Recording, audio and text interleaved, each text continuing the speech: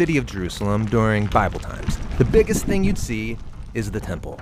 This beautiful building was designed by King David and built by King Solomon, and they believed that it was the home of the God of the universe. Wait, I thought God's home was in heaven.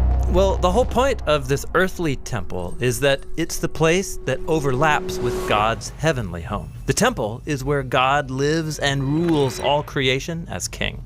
That's cool, but even Solomon, who built the temple, didn't believe that it could contain the God of the universe, right? Yeah, the building was just a symbol, and it pointed to the fact that all of creation is God's temple. And that's actually what the first page of the Bible, Genesis 1, is all about. Really? It says that creation is God's temple?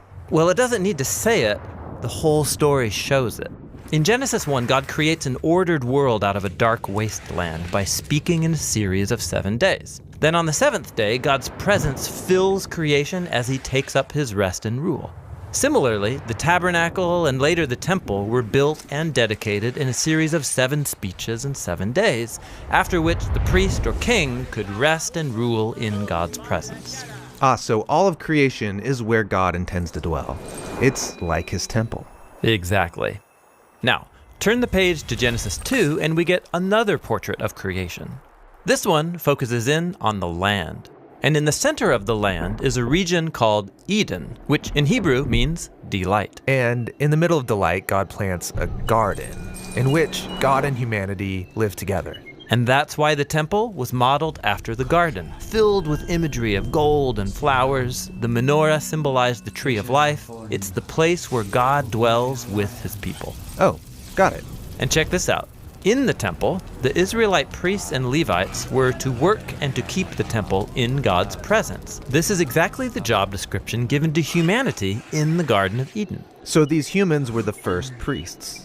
But instead of ruling with God, they wanted to rule on their own terms, and they're exiled from the garden temple. And like Adam and Eve, Israel's leaders also wanted to rule on their own terms, and they too were exiled. The temple was destroyed, and this left them wondering, did God give up on Israel?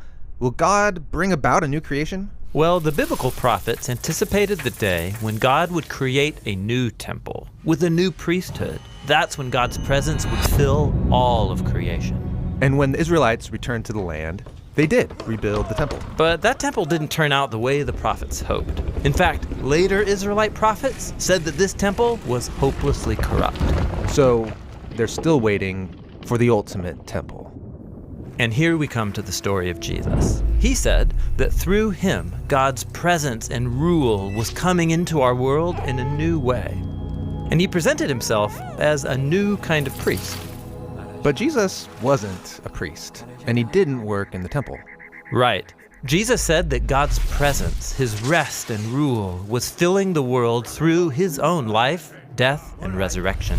Jesus was claiming that he was the true temple, and this new temple would expand out to include all of creation. That's a really big claim. And it got even bigger. After his resurrection, Jesus said that God's presence would come to dwell in and among his followers so that they would become mini temples. Communities of people where God rests and rules. Exactly. This is the Bible's vision of the church, which is described as a temple. Not a building, but people. Yeah, like when Peter says, "You all are living stones built up as a temple for God's Spirit to dwell." So, at the end of the story, do we ever get a new physical temple? Well, not exactly. What we see is a renewed cosmic temple, just like Genesis 1. And this new creation doesn't need a temple building because through Jesus, all creation is now the place where God rests and rules the world with his people.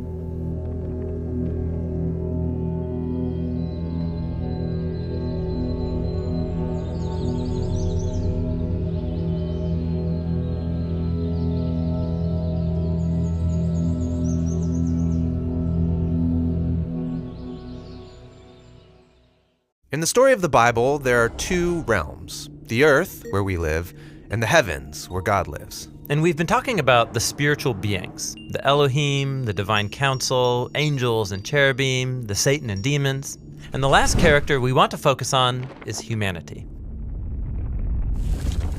Now, humans aren't spiritual beings. In Genesis 1 and 2, They're made of the dirt, like the animals. But notice that God calls humans to become something more. He elevates them to live and rule in Eden, the place where heaven and earth are one. And they're invited to eat from the tree of life. Yeah, what does that mean, to eat of the tree of life? Well, it's an image of receiving God's own eternal life into yourself. It's about a whole new kind of existence. So wait, physical beings living forever. How could that even work? Well, somehow, sharing in God's life transforms our bodies so that we can inhabit heaven and earth at the same time. And it also transforms our imaginations so that we learn how to rule the world like God in the power of love. This is an amazing calling, but humanity is quickly deceived by a spiritual rebel. Yes, he lies to the humans, saying that they can rule and get eternal life on their own terms. And God exiles all of them from the garden. They're cut off from the source of true life.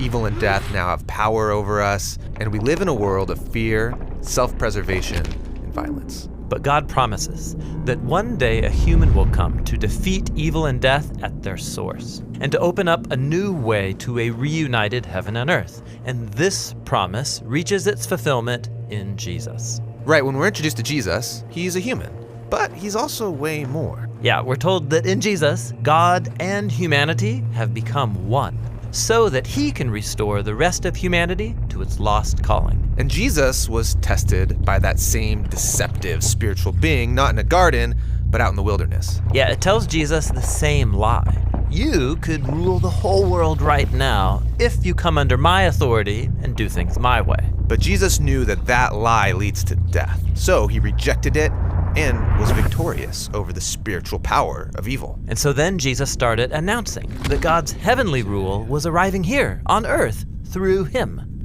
And so he went around confronting the power of death in his healings and his exorcisms. Jesus was opening the way back to eternal life, to rule with God and become new humans. Yes, he also confronted our imaginations by teaching how corrupt spiritual powers enslave whole communities with their lies. Lies like, my tribe is superior to your tribe. But Jesus said every human is an image of God. Or the lie that power comes through force. While Jesus taught that real power requires sacrifice and generosity. Or the lie that peace comes through violence. While he said that true peace comes through self-giving love. This is a new kind of humanity. Yeah, a humanity transformed by God's life and his love. And Jesus didn't just talk about these ideals, he lived them out. Yeah, exactly. He brought God's heavenly kingdom to Jerusalem to confront the powers. In fact, that's what got him arrested. Well, so maybe the way of Jesus can't win over evil. But from Jesus' point of view, his coming death was actually a battle. A battle? Yeah, not against humans, but against the real enemy, the spiritual powers that enslave us through their lies. Jesus gave his life and let evil do its worst. But God's love has the power to create life, even out of death. That's what happened when Jesus rose from the dead. And the reason Jesus is human, but a new kind of human. Yeah, when Jesus' followers met him alive from the dead, he had a transformed body that could live in heaven and earth at the same time. He's like a new category of human, one that can live and rule with God forever. Jesus is the new humanity that we're called to become. Right. He said that all authority in heaven and earth belongs to him, and then he sent out his followers to announce that his eternal life is available to us now, in the present. We can experience eternal life now? Well, Jesus said that eternal life is knowing this God of love, so that our imaginations can be transformed as we're liberated to love God and to love our neighbor. And we trust that even if we die, God's love will transform our bodies and raise us up into the new creation. And that's how the story of the Bible ends. Yeah, the ending is a new beginning, with Jesus and the new humanity ruling in a united heaven and earth together.